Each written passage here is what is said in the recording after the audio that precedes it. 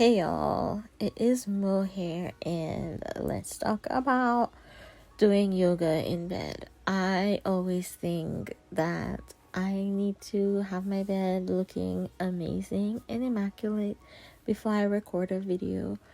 But the truth is, some of you might find this helpful, and this is what it looks like. And I'm sure a lot of you, especially spoonies, chronically ill people like me, have lots of stuff in your bed. So this is it. I have my laptop and I'm watching a show because sometimes exercising or even movement can be boring. And yes, we should be focused on our bodies and observing our bodies, but the way my brain is set up, I need something in the background so I can focus in the foreground. And you should know your brain. You should know how your brain's set up and if you need to focus on your actions or not.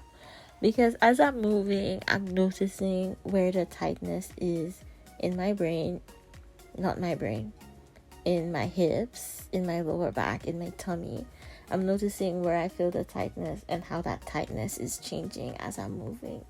That's what you really need to be keeping an eye on throughout all of these movements, is where you feel the tightness, where you feel the tension, if you have any pains, and always if you have sharp sudden pains.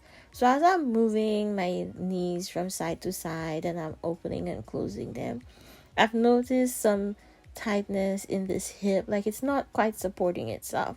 So I grabbed a sweater that was in my bed and I rolled it up in a ball. And this ball of sweater is going to support my hip. It's going to help me get more benefit from the movement I'm doing and reduce my risk of injury. So now I've done my little side to side knees and open and close knees. I'm going to do this thing that I like to call marching legs. If you have tight back or like pelvic floor dysfunction, this is the exercise. I do this exercise in like at least half of my classes. And I am using my hands to support my thigh because it feels a little too much for me. I'm having trouble lifting my leg on its own. My legs feel super heavy. So I'm going to use my hands to support my thigh and to make the movement a little easier for me. Because if I'm straining with my legs, it'll put strain on my back, which defeats the whole purpose. So I'm just going to use my hands to support my thigh as I bring my knee in and as I extend the leg. Now, I still don't feel supported enough with the legs. I'm starting to feel tension in my shoulders. So I'm going to grab the belt from my robe, which is also on my bed, mind your business. And I'm going to use that to support my thigh. And that will help me relax my shoulders so I'm not straining my shoulders while I'm doing this. And it's functioning like a yoga strap and I'll still be able to move. So my headphones died and I had to switch into little earbuds, but you can see what I'm doing there with this movement, okay? And this is, again, one of my most favorite movements, and now I'm feeling supported. I'm relaxed. I got my show going, and I'm bringing the knee in, and I'm extending the leg. And when you extend the leg, you're just going through the movement to warm up the muscles in the back of your legs and the lower back. So you don't have to worry about the leg going straight, completely straight, and forcing anything. This is more about the movement than about where you end up. And I like to do these movements until things start to feel a little loose. So when it starts to feel a little loose, I can move on to the next exercise. And the next exercise I'm going to do is to bring the knee across my body and then bring it back to the center and bring it to the other side.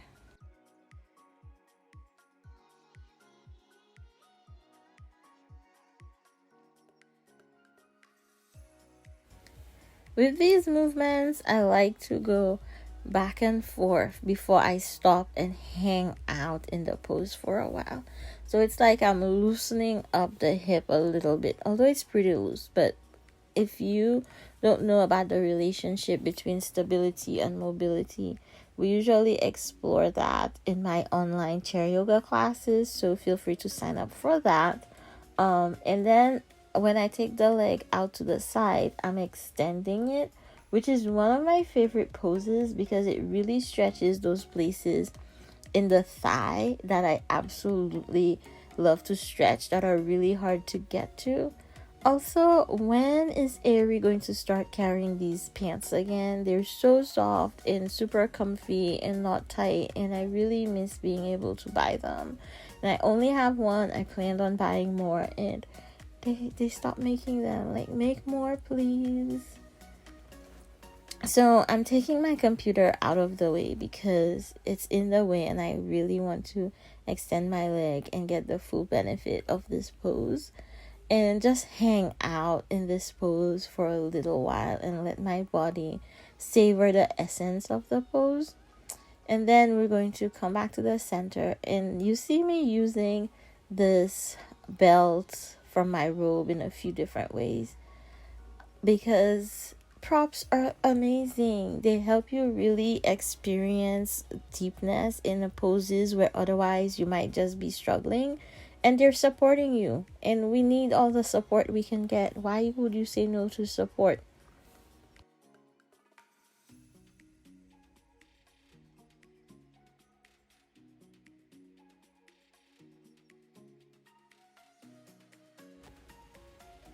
Now, what is done on one side has to be done on the other side. And you can see that I keep adjusting my position to make sure that I'm comfortable.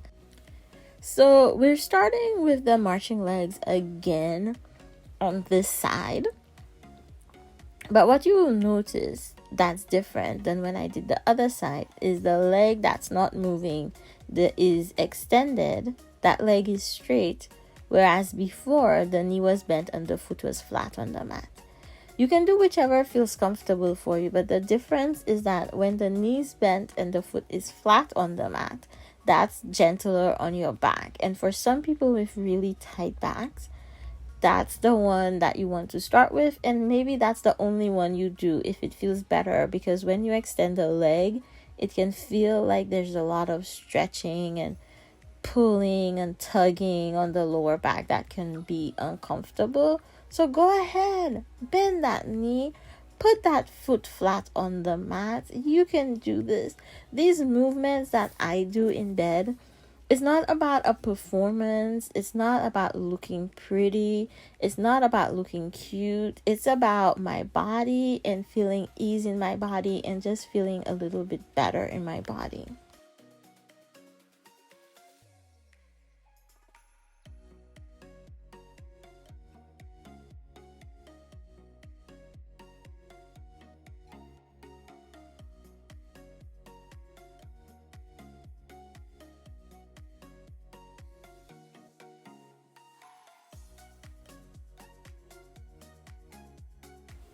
So now it feels a little better. We're going to go with the across the body and leg out wide. And did I remember to move from side to side on this side? No. And that's okay, because sometimes you forget what you did on the other side. And that's fine. You'll be okay because these movements we're doing are super gentle movements. And what I like to do when I'm doing my personal practice is just hang out in a place that feels comfortable for me, a place where I feel like my body is getting the release that it needs to, a place where I'm finding ease.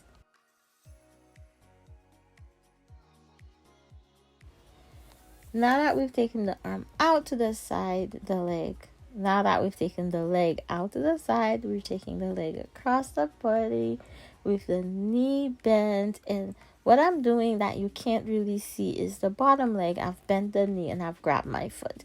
Now, this isn't a movement that everyone can or should do, but I find this really pleasant and really super soothing because it really stretches the front of my torso on the side with the bent knee. And yes, I just use my foot to push the camera out a little bit so you can kind of see what I have going on there. And I keep adjusting the camera with my foot. So like, sorry about that, but not really not sorry. And here you're going to see, even if you're in the position and it's not quite comfortable, you shouldn't stay there in the discomfort. You should move and adjust so you're feeling comfortable. And you can see me again using the rolled up sweater to support that bent knee that's at the top, so that it feels comfortable and my body can just relax in the pose. And that's what is going to get that deep tension deep inside of your muscles, is being able to relax in your pose and let your body hang out there for a while. One of these days we'll talk specifically about yin yoga and restorative yoga. When I remember, we'll talk about that and how that works and why that works and how you can do it. So like usual, what's done on one side has to be done on the other side. So I've taken the leg across the body, and you can see how I'm taking the rolled up towel and I'm using it to support the top knee, and I'm also reaching back and grabbing the foot of the bottom leg, so I get a nice stretch in the front of my torso, in the front of my belly, in the front of my hips. It feels so good. Like, if that's accessible to you, I would totally do it. And now on that same side as the bottom leg, I'm taking the arm and I'm reaching overhead, and that's just deepening the stretch down the front of my torso. Now, if you can't reach your foot for some reason, unless you have an injury, the reason doesn't really matter. You can again go ahead and take your belt, your strap, and reach that around your foot and hold on to that. That's totally fine. We're not all the same level of flexible. It's fine. It's okay. We don't all have to look the same way when we do the pose. And so I'm going to wrap up here because I'm starting to feel tired. And you don't want to push yourself past tiredness when you're doing yoga, because no. You want to release tension, feel a little revived, feel relaxed. You don't want to step off your mat feeling worse than when you started. So I'm just grabbing my knees and rocking around and soothing my back just a little bit. And my arms and shoulders are feeling tired at this point, which means it's time to wrap up. And I want to do a happy baby pose. So I'm grabbing the big toes, I'm grabbing the inside of my feet, and I'm going to rock back and forth to really soothe the lower back and stretch the hips and the lower back.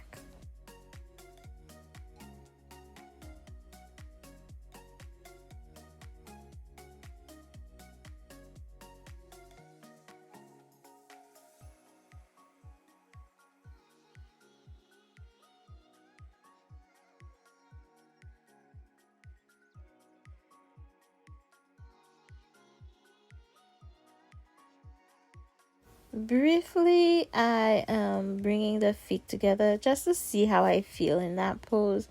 And I want to finish up with a supported bridge pose, where I lift the hips and I slide some pillows under the hips for support and to help my hips get really relaxed. And that's how I'm gonna finish up. So you can start with one pillow, and yes, my pillows are really flat. Yes, I need new pillows, life happens. And one pillow doesn't feel quite right, so I slid in a second pillow and I just hang out there. It got comfortable and it felt like I should have some weight on my hips to help it relax a little bit. So I grabbed my heated unicorn and I put it across my hips and I let it hang out there and relax, and that's it, y'all. I was done. You can stay here for as long as you need to, like 5 minutes, 10 minutes, whatever. This is what my yoga practice looks like. If you found this helpful, please like the video and subscribe to the channel if you'd like more videos like this. Thanks for watching. Bye.